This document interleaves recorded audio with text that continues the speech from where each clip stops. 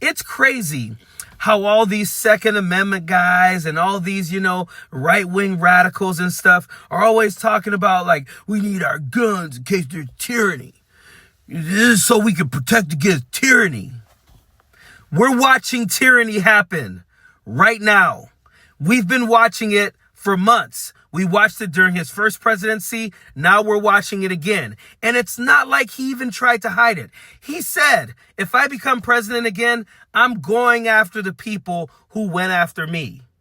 He's doing exactly that right now. You're watching tyranny happen and you're enjoying that shit. Why not try to... So this right here is the type of fuck around and find out that I didn't really want to be reporting to you guys. So, Ghislaine Maxwell was visited by one of Donald Trump's lawyers. They went in there, they conducted something like a 5-hour interview with her, have all these transcripts from the interview and whatever, right? A few days later, after that interview was conducted, Ghislaine Maxwell was moved from a high security prison to a lower security prison, a pretty cushy prison where there's barely any, they're barely watched. They get to roam freely. They have a bunch of classes there. They can crochet. They can train puppies, all this kind of cool stuff for typically white collar criminals, right? This is for criminals who haven't committed any type of violent activities. Well, a lot of the inmates there are pretty pissed off that Ghislaine Maxwell is there. They don't like the idea that they're sharing a space with a freaking convicted predator, right? So some of them have been speaking out about it.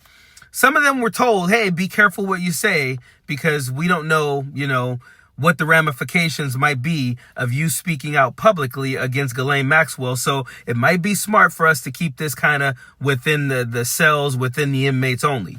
Well, one lady, Julie Howell, she gave an interview to a news station called The Telegraph. It might be a digital station or a digital newspaper or a television station, but it's called The Telegraph. She gave a couple quotes to that news organization. Hours later, she was called out of her puppy. She's in a class where she's training puppies, right? She's called out of that to the warden's office, and the warden tells her, you're being moved to a higher security prison. And the warden tells her, you've caused my weekend to suck. That interview you gave was a bad idea, and now we got to move you from this prison to a higher security prison. This lady was convicted of theft. She pled guilty to stealing from her employer. She was given a 1-year sentence at this lower security prison. She's now being moved to a higher security prison. 1-year sentence for stealing. She gets moved to a higher security prison for speaking out against Ghislaine Maxwell. Ghislaine Maxwell is in a higher security prison after being convicted of trafficking and being a predator and given 20 years sentence. She's being moved to a lower security prison for speaking in favor of Donald Trump. Let that shit sit for a second.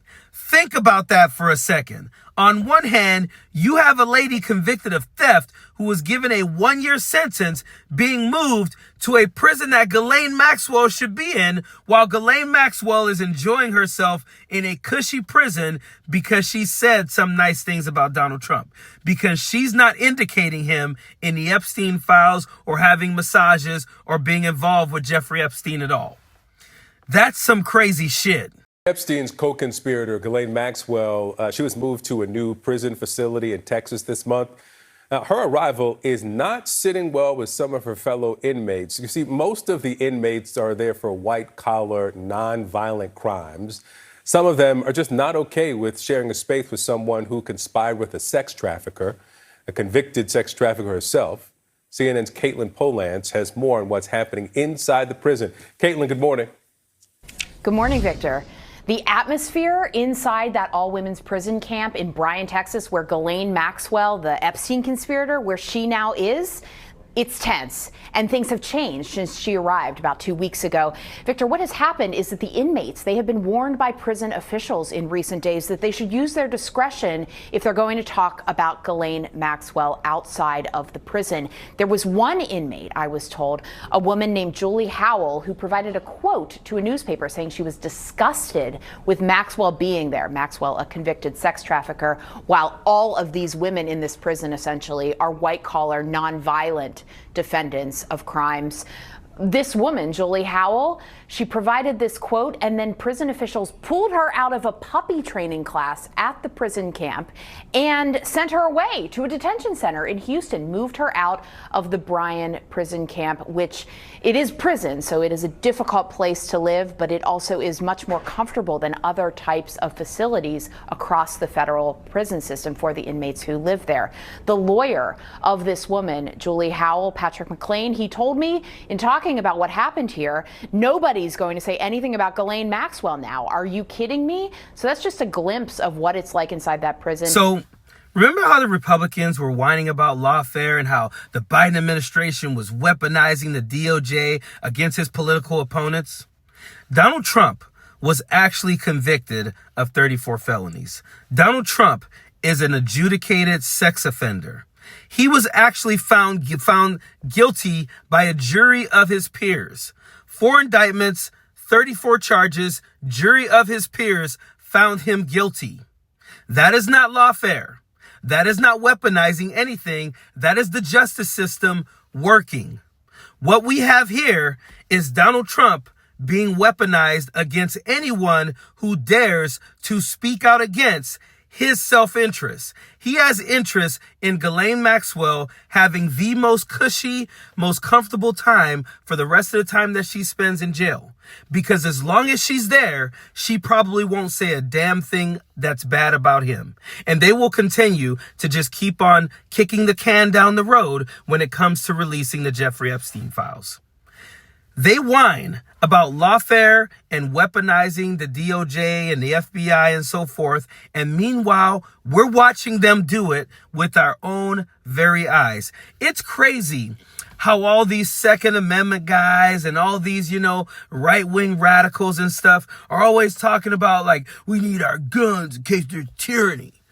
This is so we can protect against tyranny. We're watching tyranny happen right now. We've been watching it for months. We watched it during his first presidency. Now we're watching it again. And it's not like he even tried to hide it. He said, if I become president again, I'm going after the people who went after me. He's doing exactly that right now. You're watching tyranny happen and you're enjoying that shit. Most of these right-wingers are applauding the tyranny that's happening right now. And something that I always want to caution people to understand. Donald Trump and Republicans will not be in charge forever. There's going to be a time where the tide changes, where there's a changing of the guard, and Democrats will be in charge. And all of the power that you have given to the Republicans, the Democrats will have that. And if you're okay with what they might do with that power, then yeah, you're why we're in the position we are right now. You want to be against government overreach. You want to be against big government. You're against tyranny. Meanwhile, you're watching big government overreach and freaking and be literally committing tyranny in front of your face, and you're doing nothing about it. This is some crazy shit happening right now, and we're just watching it. And Donald Trump is just doing it like it doesn't matter at all. We got to step up. We got to step up. We got to let our voices be heard. We got to do everything within our possibility under the law that we can do, because this is crazy shit right here. This lady fucked around and spoke out against Ghislaine Maxwell, and now she's finding out by being treated worse as a thief than a damn convicted sex offender is being treated. Sit on that for a second. Period. Don't want no enemies or ops. Envy in their heart, I tell them stop. Vacation on the yacht.